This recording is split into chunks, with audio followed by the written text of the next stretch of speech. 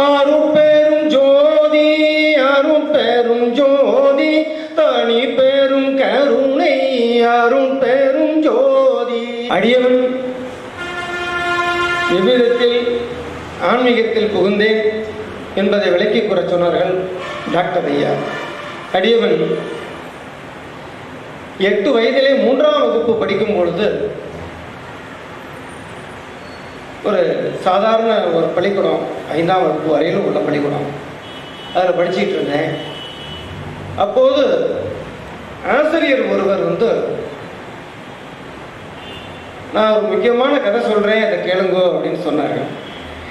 அவர்கள் சொல்லிய கதை வடலூர், 4 வார்த்தை தான். வடலூர் என்னும் ஒரு சிற்றூர், அதில் ராமலிங்க சுவாமிகள் என்ற ஒரு ஐயா, அவர் ஒரு பெரிய நிலக்கண்ணாடி ஒரு குத்து விளக்கு வச்சு வழிபட்டார். பிறகு மேட்டுக்குப்பம் என்ற ஊரில் மறைந்து விட்டார்கள் என்று சொன்னார். அந்த வகுப்பில் ஒரு 20 பிள்ளைங்க இருக்கும். அது அடியனுக்கு மட்டும் என்ன நடந்ததுன்னு தெரியல. எங்கே ராமலிங்கம், எங்கே ராமலிங்கம், எங்கே ராமலிங்கங்கிற அன்று முதல் எனக்கு ஆழமான கேள்வி என் மனதில் எழ ஆரம்பிச்சிருச்சு. இதன் காரணமாக ஒரு 150 ஆண்டுகளுக்கு முன்னாடி உள்ள ராமலிங்க சுவாமிகளுடைய படத்தை நீங்கள் எல்லாம் பார்த்துருந்தீங்கன்னா, ஐயா இப்போ உள்ளது படம் மாதிரி இருக்காது. ஐயா மட்டும் கை கட்டி கொண்டு நிற்பார்கள். பக்கத்தில் ஒரு கேட்டு திறந்த மாதிரி இருக்கும், ஏதோ ஒரு மூங்கில் கேட்டு திறந்த மாதிரி இருக்கும். அடியவன் அந்த படமும் கூட நினைக்காம அந்த கேட்டை தந்துட்டு போனால் ஐயாவை பார்த்துடலாமா அப்படின்னு பேராப்பட்டு, இதை என்னுடைய சிறிய வயதின் சிறுமையின் காரணமாக யாரிடையும் எடுத்துரைக்க நேரமில்லை. மனதுக்குள்ளேயே மென்று முழுங்கி ராமலிங்கத்தை காண வேண்டும், காண வேண்டும், காண வேண்டும், காண வேண்டும் என்று அலைந்த போதில் இப்படியே என் வாழ்க்கை ஓடிக்கிட்டு இருந்தது. ஒரு அசைவ குடும்பத்தில் தான் பிறந்தவன். வசதியான குடும்பத்தில் ஒரே பையனாக பிறந்தேன். 5 சகோதரிகள். அதில் கடைசி பிள்ளையாக பிறந்தேன். அது செல்லமாகவும் ரொம்பவும் பத்திரமாகவும் வளர்த்து வந்தார்கள். அது மாதிரி இருக்கும் பொழுது இந்த வாத்தியார் கூறியதை கேட்டு ஒரு 4 நாளுக்குள்ளேயே என்னை அறியாது சைவமாக இருக்கணும்னு ஒரு எண்ணம் தோட்டிற்று. அதனால என் தாயாரிடம் போய் வற்புறுத்தி கேட்டேன், அம்மா நான் இனிமேலேருந்து சைவமாக இருக்கிறேன், என்ன விட்டுடுங்க. முடியாது, எப்படி நம்ம ஃபேமிலி என்ன, அந்தஸ்து என்ன, இப்படியெல்லாம் இருக்கு. இல்லை, உடனே பள்ளிக்கூடத்துக்கு அனுப்பி என் பிள்ளை எங்கேயாவது மற்ற பிள்ளைகளோட சேர்ந்து அங்கே இங்கே போயிட்டானா, எதுவும் காற்று கருப்பு அண்டி இருக்குமா என்ன ஏது. ஆசிரியர் உடனே எல்லாம் போக மாட்டான், நல்ல பிள்ளை உடனே போகலை. எவ்வளவோ வற்புறுத்தினார்கள். அம்மாட்ட கெஞ்சி அழுதேன். உடனே என் தாயாரும் அதுக்கு செவிசாய்த்து சைவமாக மாறிவிட்டார்கள். எங்கள் வீடு கொஞ்சம் பெரிய வசதியான வீடு. அதனால எனக்கு என் தாயாருக்கும் முன்னாடி கூடத்தில் சாப்பாடு இருக்கும். அவங்க எதுன்னு வச்சாங்கன்னா எனக்கு தண்ணி சாதம் வச்சுருப்பாங்க, அதை சாப்பிட்டுட்டு நான் போயிடுவேன். இப்படியெல்லாம் வாழ்ந்துகிட்டு இருக்கும் பொழுது என் உறவினர் வீட்டில் ஒரு வைபவம், கல்யாண வைபவம் நடந்தது. அது மறுநாள் அசைவ விருந்து வைத்திருந்தார்கள் அவர்கள். அதில் எங்கள் குடும்பம் போயிருக்குது. அப்படி சென்று இருக்கும் பொழுது அடியவனும் அங்கே போயிருக்கேன்.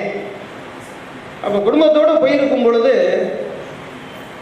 அங்கே உள்ளே போனோன்னே அந்த ஸ்மெல்லு எனக்கு தொந்தரவாக இருக்குது. எங்கள் அம்மாவை பிடிச்சி அந்த சேலையை பிடிச்சி இழுத்துட்டு, அம்மா வேண்டாமா வேண்டாமான்னு தவிக்கிறேன். இதை பின்னாடி நின்று பார்த்துக்கிட்டு இருந்த என்னுடைய ஒன்றுட்டு தாய் மாமன், இல்லை இல்லை அக்கா, நான் கொண்டு போய் இந்த 3வது வீட்டில் சாப்பாடு வாங்கி போட்டுடுறேன், நீ போக்கா அத்தானோட போ அப்படின்னு சொல்லிட்டு என்ன அந்த பையன், இந்த போலீஸ்கார பையன் மாதிரி இருப்பேன், என்ன சின்ன பிள்ளையா இருப்பேன், என்னை அழைச்சிட்டு போய் ஒரு 5 வீடு தள்ளி அவங்க பொருள் யாரோ கூப்பிட்டு, இவனுக்கு 2 ஏதாவது சோறு வச்சிருக்கியா, இவனுக்கு 2 போட்டு தொலை, பெரிய சனியனா இருக்கு. அவங்க குடும்பம் அந்த இதுலேயே தலை சிறந்த குடும்பம். இவன் என்னமோ அசைவங்கிறான், வெக்கமாக இருக்கு எனக்கு. அவங்க அக்கா மேலே ஏறுது, இவன் பிடிச்சி சேலையை பிடிச்சிட்டு இருக்கிறான், அவன் அவமானப்படுத்துகிறான். அந்த பையன் இந்த பையனை திட்டி சோறு போட சொல்கிறாங்க. அவர்கள் ஏதோ சோறு போடுறேன்னு சொல்லி போடுறதுக்கு ஏற்பாடு பண்ணாங்க. இது உள்ள என்னை கொல்லபகத்தில் அழைச்சிட்டு போய் இந்த பணமட்டை அகனி இருக்கும் பாருங்க, பணமட்டையில் கிழிச்சிருப்பாங்க கூட பின்றது, பல பலன் இருக்கும் பின்புறம். அது கிழிச்சு கிடந்தது. கூடையில மேலே கட்டுவாங்க கூடைக்கு, பார்த்துருக்குல்ல, பணமட்டை. அந்த பணமட்டையில எடுத்துக்கிட்டு என்ன அப்படியோன்னு அடிக்கிறார். இது அசிங்கமா இல்லையா? நான் சைவத்துக்கு வர்றதுக்கு அசிங்கமா இருந்தேன் அப்படின்னு என்னை அடிச்சதுல என் தாயாருக்கு கேள்விப்பட்டு உடனே வந்து இனிமே எனக்கு இது உறவே வேண்டான்னு உதறிட்டு என்னை அழைச்சிட்டு வந்துட்டாங்க. அப்படியெல்லாம் கஷ்டப்பட்டு இந்த சைவத்துக்குலேருந்து நான் ரொம்ப கஷ்டப்பட்டு வந்திருக்கிறேன். ஆனால் வந்து இன்னைக்கு நல்ல பலனை அடைந்திருக்கின்றேன். ஐயா அவர்களுக்கு தெரியும். ஏன்னா நம்ம சன்மார்க்கத்தை பற்றி பேசுகிறோம், சைவ மார்க்கத்தை பற்றி பேசுகிறோம், சிவமார்க்கத்தை பற்றி பேசுகிறோம், எதை வேணாலும் பேசலாங்க. ஆனால் எல்லோரும் பரிந்து உள் உணர்ந்து அதை எடுத்துக்கொள்ளணும். அதுதான் நல்லது. ஏன்னா அரிதறிது மானிடராய் பிறத்தல் அரிதுன்னாங்க. அப்ப இந்த மானிட ஜென்மம் எடுத்தது எதற்கு? இரவாமை என்னும் நிலையை அடைவதற்காகத்தான். ஒவ்வொரு மனிதனும் இன்னைக்கு பிறந்தாயிரத்தி 6 சாவும் 100 சாவும் ஒருத்தர் சொல்லி வச்சுட்டான். மற்றவர்கள் அதையே சொல்லிக் கொண்டு வாழ்கிறார்கள். அப்படி அல்ல. மனிதன் என்னும் சொல்லுக்கு நினைப்பவன், சிந்திப்பவன் என்பது பொருள். மனிதன் மட்டும்தான் சிந்திக்க முடியும், மற்ற எந்த ஜீவராசிகளாலையும் சிந்திக்க முடியாது. அதனால மனிதன் வந்து இறப்பதற்கு, ஒரு குடும்பத்தை உருவாக்கி விட்டு போறதுக்கோ அல்ல, இல்லறத்தை செய்து கொள்ள வேணும், நல்ல வாரிசுகளை உண்டு பண்ணணும். ஆனால் தான் இந்த உடம்பை மண்ணில் போற்றக்கூடாது. அதுதான் ராமலிங்க சுவாமிகளுடைய மார்க்கம். எவ்வளவோ அடியார்கள் இருந்தார்கள், ஏதோ அப்பர் இருந்தார்கள். ஆனா அப்பரும் வந்து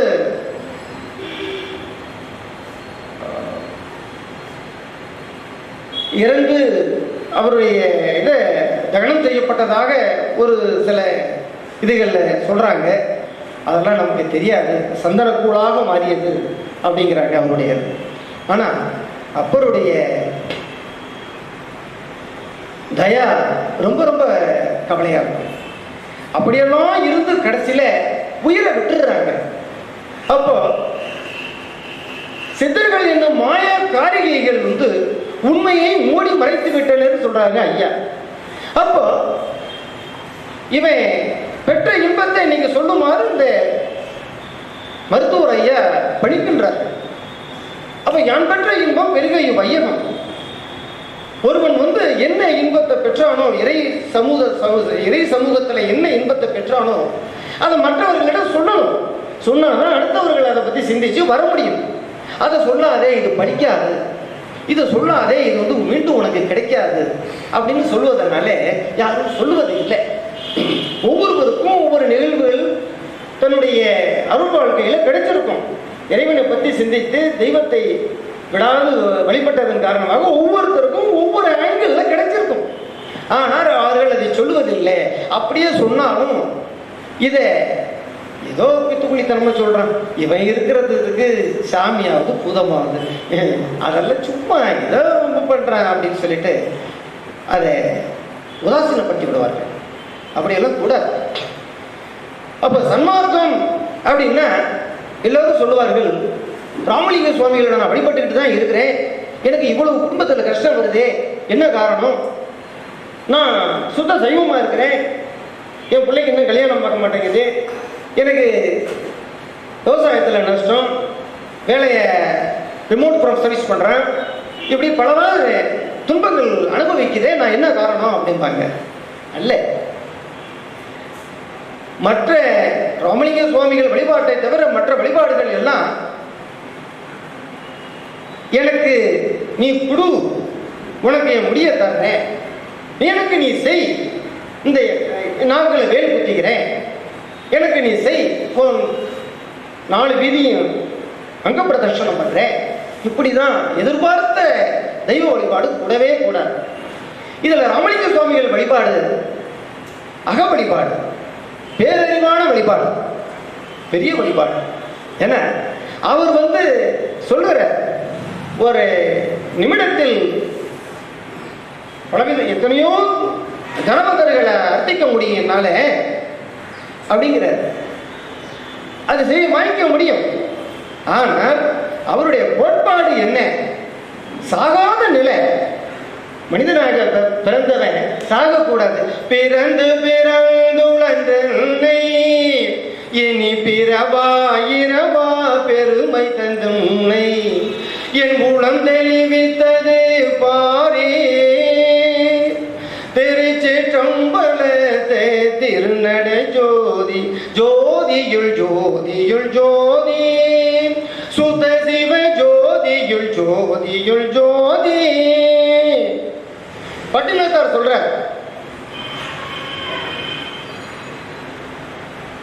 ஏழு கடல் மண்ணாலி என்னனாலும் எண்ணிக்கூடலாம். நான் பிறந்த பிறப்பை எண்ண முடியாது.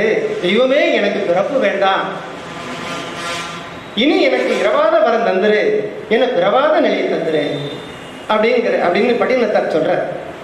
ஆனால் அது சொன்னவர் இறைவனை தான் அடைவதற்கு தானாகவில்லை.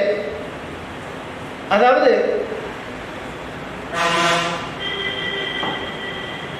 எப்பொழுதுமே நீங்கள் எந்த தெய்வத்தை வணங்கினாலும் சரி, அந்த தெய்வமாக நீங்களாக மாறிவிடுங்கள். ஏன்னா அப்படிதான் அடியவன் எனக்கு இந்த உலகத்துல மனித வடிவில் எனக்கு யாரும் குருவாக இதுவரையிலும் எனக்கு சொல்லிக் கொடுக்கவில்லை. ஆனா அடியவன் சன்மார்க்கி ஒரு போர்வு போட்டு முக்காடு போட்டுக்கிட்டு போன உடனே அவர்களை கண்டு நமஸ்கரிப்பேன். நமஸ்காரம் செய்து, தெய்வமே நீங்க பெற்ற இன்பத்தை எனக்கு சொல்லிக் கொடுங்கோ, என்ன வழிகள்லாம் கண்டீர்களோ எனக்கு சொல்லிக் கொடுங்கோ, என்னை ஏற்றுக்கொள்ளுங்கள் அப்படின்னு அவர்கள் சொல்லிக் கொடுப்பது இல்லை. அவர்கள் அந்த முக்காட்டை திறந்துக்கிட்டு நம்மளை உள்ள விட்டு கடிச்சிருவான். அதுதான் பண்ணிக்கிட்டு இருக்காங்க இப்ப நிறைய பேர். யாரும் உண்மை சொல்லிக் கொடுப்பார்கள் இல்லை. அதனாலேயே என் ராமலிங்கத்தை என்னுள் கொண்டு வந்து விட்டேன். அதனாலேயே எனக்கு ஓதாது உணர்த்தப்பட்டதன் காரணமாகத்தான் நான் அடியின் இந்த நிலைக்கு வந்தேன். இது சத்தியபூர்வமான உண்மை. என்ன அதே பட்டினத்து அடிகள் அந்த சிவபெருமானை காண வேண்டும் என்றுதான் காத்திருக்கின்றார். அதே பத்திரகிரி நானவன் நானே நின்று போதோது சங்கே என்னுள்ள அமர்ந்தான் என்று போதோது சங்கே என்னப்பன் ஆனான் என்று போதோது சங்கே அந்த நிலைக்கு ஆயிட்டார் பத்திரகிரி. அதனாலதான் பத்திரகிரி அந்த பெண் அவரை வழியை விளக்கிடும் பொழுது அரசையே விடுத்து வந்த எனக்கா இன்னும் சோதனை அந்த சிவபெருமானுடைய பெயரை சொல்லி சிவபெருமானே சிவபெருமானேன்னு சொல்லி உள்ள போக அவர் ஜோதியில் மறைந்து விடுகிறார். இதை கண்டு ஒரு மனம் வெதுப்புற பட்டினத்தார். நமக்கு இன்னும் எவ்வளவு காலம் இருக்குன்னு தெரியலையே, பேய் கரும்பு என்னைக்கு தித்திக்கிறது, காண வேண்டும் என்று காத்திருந்தேனே. காண வேண்டும் என்றுதான் காத்து கொண்டிருந்தார். எனவே தெய்வத்தை காண வேண்டும், நான் பார்த்தாதான் நம்புவேன் அப்படின்னு சொல்லக்கூடாது. கண்டவர் விண்டிலர் வெண்டவர் கண்டிலர் அப்படிங்கிறாங்க. அதையே எல்லோரும் ஃபாலோ பண்ணிட்டு வீணா போறாங்க. அவரை அப்பர் பாடுறாரு, கண்டேனவர் திருவாதும் கண்டறியாதனே கண்டேன். கண்டேன் அவர் திருவாதம் கண்டறியாதன கண்டேன். கண்ட ஆனால் கண்டு தானாகல. இப்போ தெய்வம் எங்க இருக்குங்கிறீங்க? நாம தான் தெய்வம். அரிய பெரிய மானிட பிறவி எடுத்தவர்கள் தான் தெய்வம். இந்த மனிதர்கள் தான் திக்கற்ற நிலையில் ஒருவன் ஒரு இடத்துல தவிக்கும் பொழுது இன்னொரு மனிதன் தான் உதவுறான். வேற யாரோ ஆடோ மாடோ உதவுவது இல்லை. ஏன்னா அவர்களுக்கு ஐந்தறிவு. யாரோ ஒரு கருணை உள்ள மனிதங்க இருப்பான், ஏப்பா இது வந்து கஷ்டப்படுறேன், என்ன விஷயம்? நான் அது மாதிரி அட்ரஸ் தவறி வந்துட்டேன், என்ன காப்பாத்து. உடனே அவன் எப்படியாவது ஒரு கருணை செய்து கவர்ந்து பண்றான். அப்போ இறைவனை கண்டேன் அவர் திருவாதம் கண்டறியாதன கண்டேன். அப்ப கண்டறியாதன கண்ட தெய்வத்துக்கு மிகப்பெரிய ஆலயத்தை எழுப்புகின்றான். யார் எழுப்புறது? மனிதன் தான் எழுப்புறான். அதன் உள்ளே மூலாதாரத்தில் சிலைகளை செய்தும் அருவமான லிங்கத்தை செய்து வைப்பவனும் இந்த மனிதன் தான். ஆனால் அதை தொடக்கூடாதுன்னு சொல்றவனும் மனிதன் தான். அப்படியானால் அதை செய்தவனும் மனிதன், அதை தொடக்கூடாதுன்னு சொல்றவனும் மனிதன். அந்த மனித வகையில கடைசியில சினிமாவில் பாடுறாங்க, இருக்கும் இடத்தை விட்டு இல்லாத இடம் தேடுகின்றான். எனவே தெய்வத்தை யாருன்னு காட்டி கொடுக்கறதும் மனிதன் தான், தெய்வத்துக்காக கோவில் கட்டுவதும் மனிதன் தான். அப்ப தெய்வமாக ஆவதும் மனிதன் தான், ஆனதும் மனிதன் தான். எனவே ராமலிங்க பெருமான்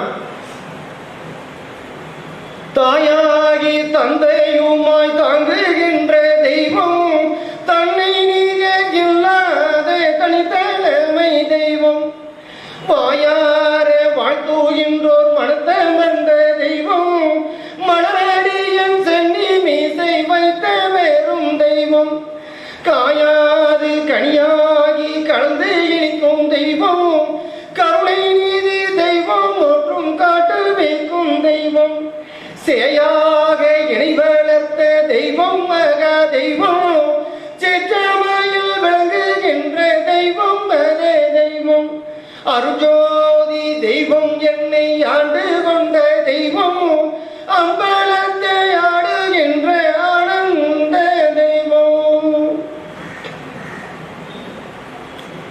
இந்த அம்பலத்தில் ஆடுகின்ற தெய்வம்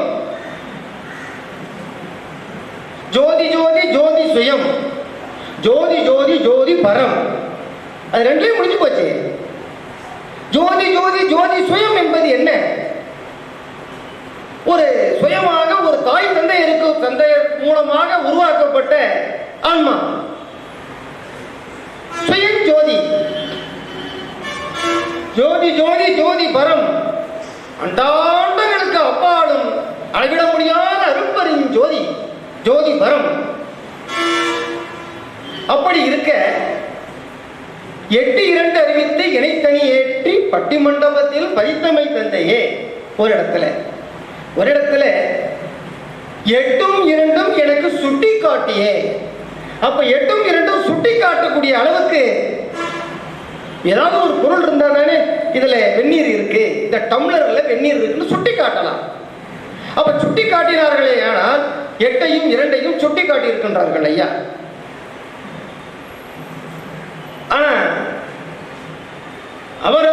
அவரவர்கள் அறிவுக்கு புலப்பட்டவாறு 8-2க்கும் வெவ்வேறு அர்த்தம் கூறுகின்றார்கள்.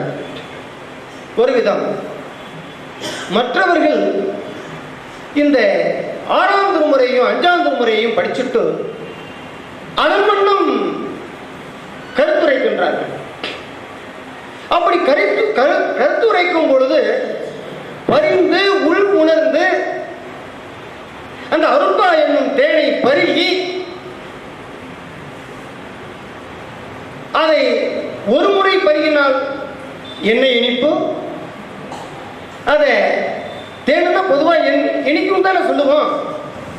ஆனா தேன்ல எத்தனை விதமான இனிப்பு இருக்கு அதை கேட்டா அதெல்லாம் இல்ல, தேனை இனிக்கும், தேனென இனிக்கும் திருவருள் கடலே.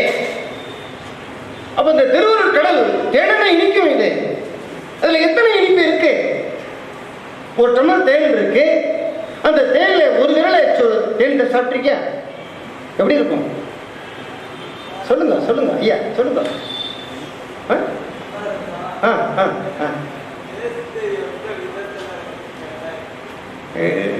விந்து கொள்ளுங்கள். இந்த டம்ளர்ல தேன் இருக்கு, இந்த தேனை ஒரு விரலை தொட்டு உள்ள வச்சு சுவைக்கிறீங்க. அப்போ அது அமிர்தமாக இருக்கும். ஆனந்த தேனாக இருக்கும். அதே தேனை 2 விரல் கொண்டு விட்டு சுரட்டி உள்ள விடுறீங்க. அப்போது சற்று அந்த ருசி குறைவாக தெரியும். அது நிற்க மறுபடி இதை எடுத்து ஒரு கொஞ்சமா ஒரு கரண்டியில் எடுத்து குடிக்கிறீங்க. அப்போது என்ன பண்ணும், ஒரு விதமான கரகரப்போட உள்ள போகும். கசப்பு வராது, கரகரப்பு, அதாவது கனல் உஷ்ணம் போன்ற ஒரு கனகனப்போட உள்ள போகும், நெருப்பு போல உள்ள போகும். அப்ப இதோட டம்ளரோட எடுத்து குடிக்கும் பொழுது என்னமா இருக்கும், எல்லாம் கொப்பளமா இருக்கும். அப்ப தேன்ல இத்தனை ருசி இருக்கு. அப்ப தேனை அத்தனை விதமாக பருகினால்தான் அந்த இன்பம் தெரியும். அப்ப 6ஆம் திருமுறையும் 5ஆம் திருமுறையும் பலவிதமாக படித்த வண்ணம் செயலில் இறங்கி அப்படி வாழ்ந்தாதான் அந்த அருள் இன்பத்தை அடைய முடியும். அருள் அருள், எனக்கு நான் சாக வேண்டாம், எனக்கு எல்லாம் கிடைக்கணும் அப்படின்னு சொன்னா அதன்படி வாழணுமா இல்லையா? வாழ்ந்தாதான், பரிந்து உள் உணர்ந்தாதான் அந்த அருள் இன்பத்தை அடைய முடியும். எனவே இந்த அரிய பெரிய தெய்வ செயல் இந்த மனிதன்கிட்ட தான் இருக்குது. எனவே மனிதன் தான் இறைவன். அந்த 8:2க்கு அர்த்தம் சொன்னா கொஞ்சம் லேட் ஆகும். உங்களுக்கு சொல்லணும்னு சொன்னா சொன்னீங்க, சொல்லிவிடுறேன். சொல்லவா? 8ம் 2ம். அப்ப 8ஐயும் 2ஐயும் சுட்டி காட்டக்கூடிய அளவுக்கு ஐயா சொல்லியிருக்காங்க.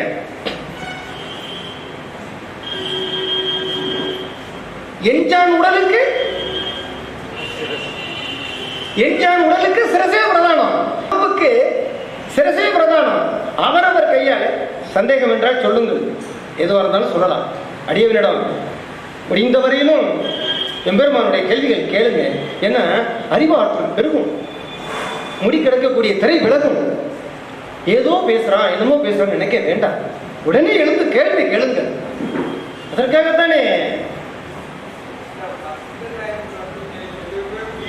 என்னப்பா?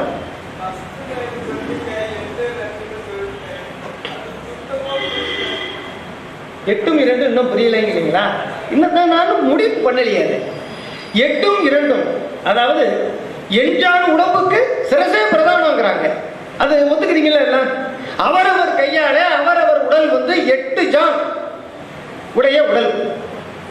உடம்பு கீழிருந்து எண்ணினீங்கன்னா அந்த ஜான் அளவு எடுத்துட்டு அவரவர் கையால அவரவர் உடல் 8 ஜான் இருக்கும்.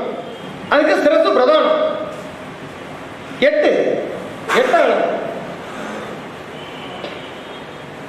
2 இந்த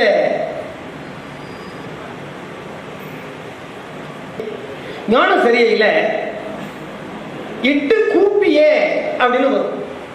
அதாவது 8 இந்த மனித உடம்பு, எஞ்சான் உடம்பு. இதற்கு மேல 2, அதாவது அருட்பெருஞ்சோதி, அந்த பரஞ்சோதி அது மிக உயரத்தில் இருக்கு. அங்க எப்ப போவது? நான் மேல போறேன்னு எப்ப மேல போறது? இறந்து போய் மேல போயிட்டான்னு சொல்றது இல்லை. அவன் மேல போக முடியாது. மறுபிறவி எடுத்துருவான். இப்பிறவி தப்பினால் எப்பிறவியோ. பெரிய பெரிய ஞானிகள்லாம் கள்ளியாக பிறந்திருக்கிறார். ஞானி இறந்து போய் கள்ளியாக பிறந்திருக்கிறார் என்று ஐயா உரைநடை பகுதியில் எழுதியிருக்கிறார். அதை அறிந்திருப்பீர்கள் ஐயா. ஒரு ஞானியானவர் கள்ளியாக பிறந்திருக்கிறான்னு சொன்னால் காரணம் என்ன? அதற்கு கேள்வி சொல்றேன். 8:2 முடிச்சிடுறேன். 8 இந்த மனிதன், இவனுக்கு மேலே அந்த 8வது நிலையில இருக்குன்னு சொல்றாங்கல்ல, அருட்பெரும் ஜோதி. அது அங்க இல்லை. இப்படி கை கூப்பினா இது 2 ஜான் வந்துடும். எனவே இந்த எல்லோரும் யார் இருந்தாலும் உங்களுக்கு சந்தேகத்தை தெரிந்து கொள்ளுங்கள். நீங்கள் எங்கே வணங்கினீங்கனாலும், எந்த தெய்வத்தை வணங்கினீங்கன்னாலும் இப்படி கூப்பி வணங்குங்க. யாரும் இப்படி நெஞ்சில் வச்சு வணங்க வேண்டாம். இப்படி வணங்கினீர்களே ஆனால் 2 கை, 2 ஃபிங்கர்ஸ் எல்லாம் ஏறியது. இந்த சிரசுக்கு மேலே 2 ஜானுக்கு மேலே அந்த அருட்பெருஞ்சோதியோட அலைகள், வான்காந்த அலைகள், அந்த வான்காந்த அலைகள் இந்த 2 அடிக்கு மேலதான் சுத்துது. 2 ஜானுக்கு மேலதான் இருக்கு, எங்கும் நிறைந்த பரம்பொருளாக இருக்கு. அதை இப்படி கை கூப்பி 8 மனிதன் 2 இந்த கை உயரம் இப்படி இப்படி கும்பிட்டோம்னா அந்த வான்காந்த அருள் அலைகளை இந்த ஃபிங்கர்ஸ் மூலமா இழுத்துறோம் உள்ள, நமக்கு பேரின்பம் ஏற்படும். இப்படி நின்று கும்பிடும் பொழுது ஏகாந்தம் ஏற்படும். இதுதான் 8ம் 2ம் சுட்டி காட்டியே. இப்ப சுட்டி காட்டிட்டேன் ஐயா, சுட்டி காட்டப்பட்டது. எனவே அப்படிதான் தெய்வத்தை வணங்கணும். அதை விட்டு ஈரத்துணியோட கோவில சுற்றி வருவதும், பசியோட இருப்பதும், தன்னை வருத்திக் கொள்வதும், அதனால் நோயை வரவழைத்துக் கொள்வதும், அவ்வளவும் மனிதன் தனக்கு தானே செய்து கொள்ளக்கூடிய கொடுமைகள். எனவே இப்ப 8-2 முடிஞ்சு போச்சு. எனவே தாங்கள் எல்லோரும் எப்ப சாமி கும்பிட்டீங்கன்னாலும் இந்த அருள் ஒளி நமக்கு தலைக்கு மேலே 2 ஜானுக்கு மேலே தான் இருக்குது. அதை நீங்க இப்படி கும்பிட்டீங்கன்னா அந்த அருள் அலைகள்ல இந்த கைகள் படம். ஆனா நீங்க அந்த அந்த ஆற்றலை மனம் முருகி நீங்க வேண்டினீர்களே, ஆனால் இந்த கையில படுவதும் இதற்கு மேல உங்களுக்கு ஒரு திடீர் ஒன்று ஒரு உணர்ச்சி ஏற்படுவதும் நீங்கள் சத்தியமாக கண்டுகொள்ளலாம். அது மாதிரி வணங்குங்க. வேற என்னமோ சொல்றேன்னு சொன்னேன். முச்சுடர் ஆதியால் எச்சக உயிரையும் அச்சர காத்தரல் அருட்பெருஞ்சோதி. முச்சுடர் அகவல். அகவல் படிப்பியா தம்பி? படிக்கிறது உண்டா? தெரியாதா? அகவல். முச்சுடர் ஆதியால் எச்சக உயிரையும் அச்சர காத்தரல் அருட்பெருஞ்சோதி. சூரிய சந்திர ஜோதியில் ஜோதி என்று ஆரியர் கோயில் தரும் அருட்பெருஞ்சோதி. அப்ப முச்சுடர் என்றால் இவர்கள் பலவிதமான அர்த்தங்களை புகட்டுகின்றார்கள். முச்சுடர் என்பது அந்த அர்த்தத்துக்கு வராது. முச்சுடர் என்பது சூரிய சந்திர ஜோதியில் ஜோதி என்று ஞான சபையை குறிக்கும். தைப்பூசத்தின் அன்று காலையிலேயே முதல் தரிசனத்தை பார்த்தீங்கன்னா சத்தியஞான சபைக்கு இடதுபுறமாக சூரியனும், சத்தியஞான சபைக்கு வலதுபுறமாக சந்திரனும் இருக்க சத்திய ஜோதி திரையில் விளக்கப்படுகிறது, கண்டுகொள்கிறோம். அது ஞானம், அது முச்சுடர். அது புறத்தில், அகத்துல ஒரு முச்சுடர் இருக்கு. அப்போ புலன்கள்ல ஒரு முச்சுடர் இருக்கு. புலன்கள்ல ஒரு முச்சுடர் இருக்குன்னா இந்த ஞானியா இருந்து இவ்வளவு தவம் இருந்து இந்த ஞானி போய் ஒரு கல்லியா பிறக்கிறாருன்னு சொன்னா மிக வருத்தமான இருக்கு. அப்படி கூடாது. ஏன் அப்படி நடந்தது? அவர் முச்சுடரை பயன்படுத்தவில்லை. தானமும் தவமும் தான் செய்வது அறிந்தே. அந்த தானமும் தர்மமும் தான் செய்தல் வேண்டும். இறைவனை தான் அறிதல் வேண்டும். தன்னை அறிந்தின்பமூரே வெண்ணிலாவே ஒரு தந்திரம் நீ சொல்ல வேண்டும் வெண்ணிலாவே. தன்னை அறிதல் வேண்டும். தன்னை தான் அறிந்தாலே அங்க துன்பம் தொலைத்து அருளப்படும். ஜோதியா நிறைந்த இன்பம் அருளப்படும். அப்போ எந்த நேரத்திலையும் ஞானியர் காடுகள் மலைகள் எங்கும் சென்று தவத்தில் இருப்பது. அப்ப தவத்தில் இருந்தோடனே ஒரு விதமான ஞான உஷ்ணம் ஏற்படும். அந்த ஞான உஷ்ணம் ஏற்பட்ட உடனே நம்ம அப்பர் சொன்னது மாதிரி கண்டேன் திருபாதம் ஜோதியை கண்டேனடி அப்படின்னு ஜோதியை கண்டேன் கண்டேன் ஜோதியை கண்டேன் அப்படின்னுட்டு காட்டை விட்டு எழுந்து சமுதாயத்தை நோக்கி வந்து விடுவார்கள். வந்து திருமணம் அதை இதை பண்ணி வீண் போவதும் உண்டு. சில ஞானிகள் அங்கே செத்தையும் சருகுகளையும் சாப்பிட்டுட்டு உடல் கெட்டு போய் இறந்து போறதும் உண்டு. காட்டில் வேற என்ன கிடைக்கும்? வெகு தூரமா முடியாது. ஆகையினால அவர் முச்சுடரை அவர் அடையவில்லை.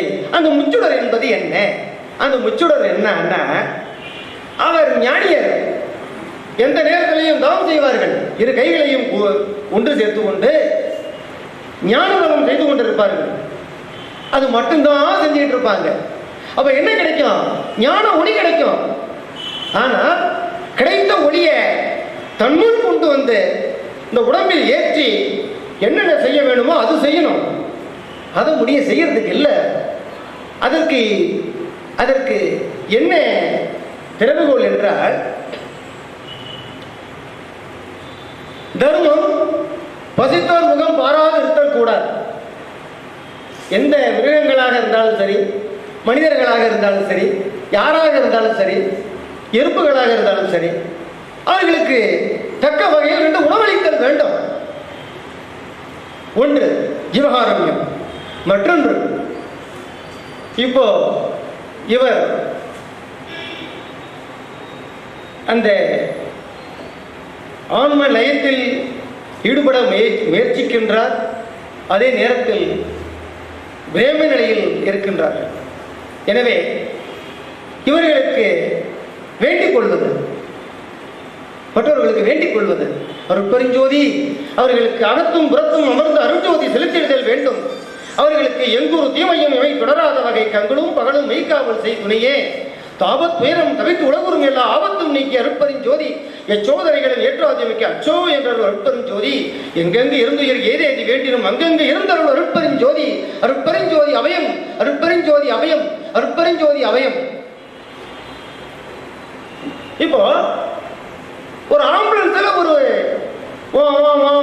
கட்டிட்டு போறான், பரோபகாரம்.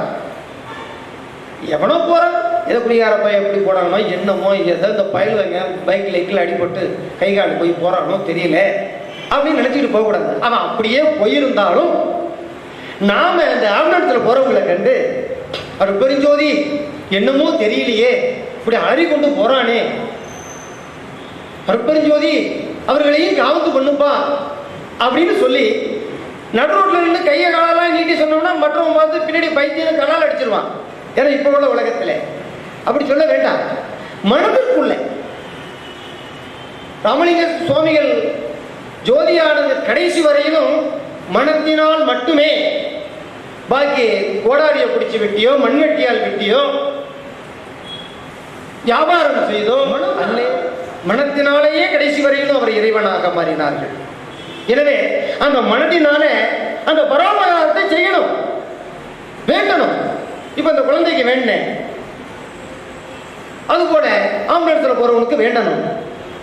மற்ற யாரா நம்மளால முடியல, நம்ம கையில 10 ரூபா பணம் இருக்கு, அது டவுன் பஸ்ஸுக்கு தான் சரியா இருக்கும். அந்த நேரத்தில் யாரோ வந்து கேட்குறாங்க, பணம் இல்லை, பெருஞ்சோதி என்னை வந்து கேட்டுட்டானே, நான் என்ன செய்வேன், எப்படியாவது அவனுடைய பசியை காவந்து பண்ணும் தெய்வமே அப்படின்னு சொல்லி யார் ஒருவர் வேண்டுகின்றாரோ அது பரோபகாரத்தை செய்த தாய்மார்களே, தாய் உள்ளங்களுக்கும் சொல்றேன்.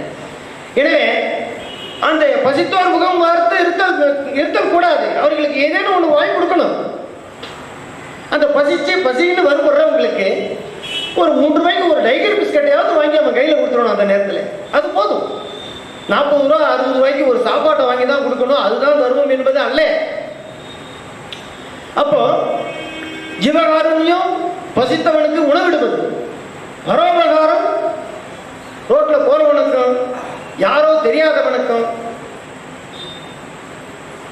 எங்கெங்கு இருந்துயிர் ஏதேதி வேண்டினும் அங்கெங்கு இருந்து அருள்வதற்கு இறைவனை நாம வேண்டி இழுத்தல் வேண்டும். அது பரோபகாரத்தை சேர்ந்தது. மற்றொன்று, தனக்கு கிடைத்த போதெல்லாம் ஒரு தீபத்தை ஏற்றி ஒரு ஸ்டூலை வச்சுக்கிறது, கீழே ஒரு ஜம்காலத்தை 4ஆ மடிச்சு போட்டு அதில் உட்காந்துக்கணும், முதுக நேரா வச்சுக்கணும், கை 2ஐயும் இப்படி வச்சுக்கணும். இது அர்த்தநாரி தத்துவம்.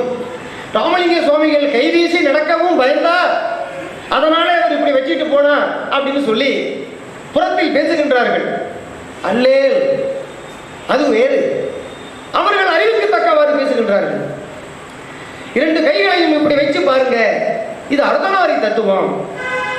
இதை பற்றி அடுத்தது சொல்லுகின்றேன். எதை பற்றி சொன்னேன்? அப்போ ஜீவகாருண்யம், ஒருவருக்கு சாப்பாடு கொடுப்பது, பரோபகாரம், மற்ற உயிர்களுக்கெல்லாம் வேண்டிக் கொள்வது. நம்ம பஸ்ஸில் போகிறோம், ஏதோ ஒரு ஆட்டுக்குட்டி அடிபட்டு போயிட்டு, ஒரு நாய் அடிபட்டு போயிட்டு, அவர் பெருஞ்சோதி என் கண்ணுக்கு நேரம் அப்படி ஆயிடுச்சே, அதுக்கு நீங்கள் தான் உதவி பண்ணி ஒன்று அது நல்லா இருக்கணும், அல்லாவிடில் அது துயரமில்லாத அது உயர அடுத்தது நல்ல பிறப்புக்கு அறிவியுங்கள். ஏன்னா மண்ணாகி புல்லாகி பூண்டாகி மரமாகி மிருக ஊர்வன பரப்பனவாகி